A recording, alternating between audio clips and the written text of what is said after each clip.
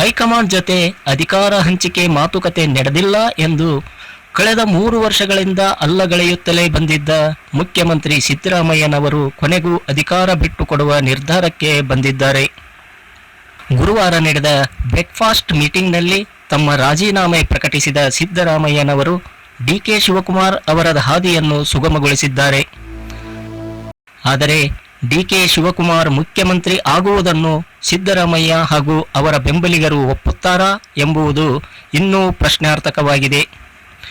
ಕಳೆದ 3 ವರ್ಷಗಳಿಂದ ಸಿದ್ದರಾಮಯ್ಯ ಹಾಗೂ ಡಿಕೆ ಶಿವಕುಮಾರ್ ಬೆಂಬಲಿಗರ ನಡುವೆ ನಡೆಯುತ್ತಿದ್ದ ಹಗ್ಗ ಜಗ್ಗಾಟಕ್ಕೆ ಹೈಕಮಾಂಡ್ ಕೊನೆಗೂ ಅಂತ್ಯ ಹಾಡಿದೆ. ಸಿದ್ದರಾಮಯ್ಯನವರು ರಾಜೀನಾಮೆಯನ್ನು ಪ್ರಕಟಿಸಿದ್ದಾರೆ ನಿಜ, ಆದರೆ ಆ ರಾಜೀನಾಮೆಯನ್ನು ಕೊಡಬೇಕಾದರೆ ಹೈಕಮಾಂಡ್ಗೆ ಏನೇನು ಷರತ್ತುಗಳನ್ನು ಹಾಕಿದ್ದಾರೆ ಎಂಬುದನ್ನು ಬಹಿರಂಗವಾಗಿಲ್ಲ. ಡಿಕೆ ಶಿವಕುಮಾರ್ ಮುಖ್ಯಮಂತ್ರಿ ಆಗುವ ಕನಸಿಗೆ ಕೊನೆ ಗಳಿಗೆಯಲ್ಲಿ ಯಾವ ತಿರುವು ಪಡೆಯುತ್ತದೆ ಎನ್ನುವುದು ಇನ್ನಷ್ಟೇ ಗೊತ್ತಾಗಬೇಕಿದೆ. 2023ರಿಂದ 2018ರವರೆಗಿನ ಮೊದಲ 5 ವರ್ಷದ ಅವಧಿಯನ್ನು ಪೂರ್ಣಗೊಳಿಸಿದ ಸಿದ್ದರಾಮಯ್ಯನವರು 2023ರಲ್ಲಿ 2ನೇ ಅವಧಿ ಪ್ರಾರಂಭಿಸಿದ್ದರು.